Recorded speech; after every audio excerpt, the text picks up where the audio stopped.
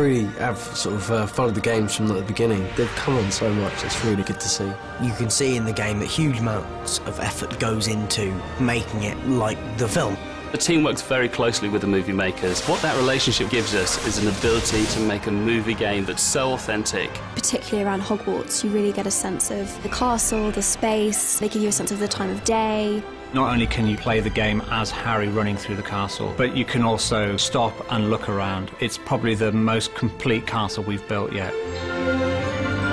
When you're playing the game and you see, Ginny as a character in computer form, it's so real. I think how they've developed it is so amazing. They're starting to look a lot scarily a lot like us now. They've got all the moles and stuff. So you can see it. It's really weird. It's like looking in a mirror because it is just so like perfect. When I first saw the video game characters, I was so impressed. The appearance and the likeness, I was just blown away. The characters in the game now actually deliver performance. That way we can tell the story and all the emotions of the story in a much more concise manner, I think. Using various technology that I will never understand, they have somehow managed to take my face and a performance and transpose it onto the screen. It's a very important thing that we can have characters that are believable. We want them to have feeling, to put that across in the game. You've been invited to join the Gryffindor Dueling Club. I love dueling. It's so much fun, just, throwing spells at your opponents. What's great is that when you play that, there is a huge amount of ducking and diving, and it's very fast-paced.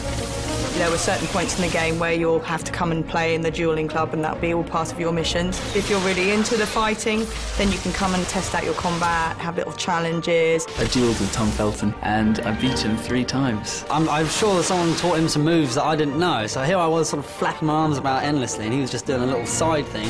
You swish down to the left, and it kept taking half his life, and then another half, and then that was it. So there will be a rematch, mark my words. Time and potions wait for no man.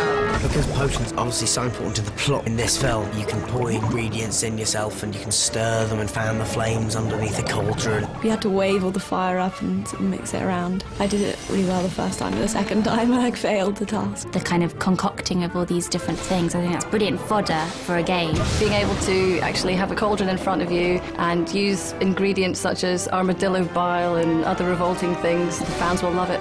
We're using the great themes of the story in the movie to make great gameplay, especially where Ron gets given a love potion and Harry has to try and get him to the potions classroom.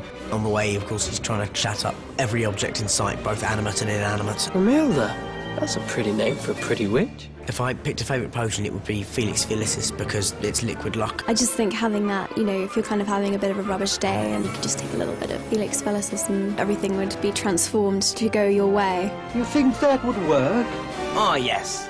I have a feeling it will. Obviously, how could anyone turn that down? If I could create my own potion, it'd probably be a rose-tinted eye drop so that you see everything in a lovely glow. It would be Pesticidius, because that would be a potion that gets rid of mice and cockroaches in your house, which would be really useful, I think. And it would sell like hotcakes in London. Not bad at all. The Rival Seeker is back and means business.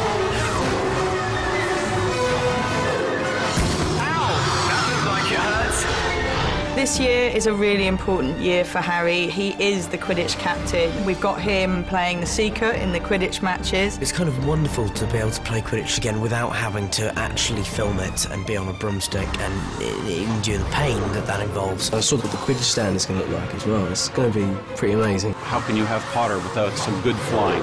There's no end to what we can do here. Fantastic!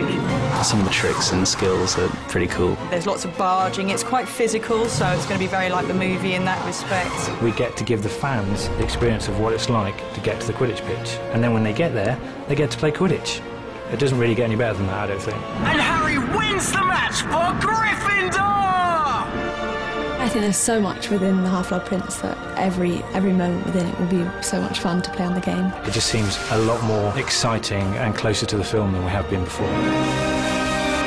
The thing I like about the game is, it gives me a chance to feel like I'm really performing the spells when you have a reaction from the screen. It really does give you a full experience of the Harry Potter world.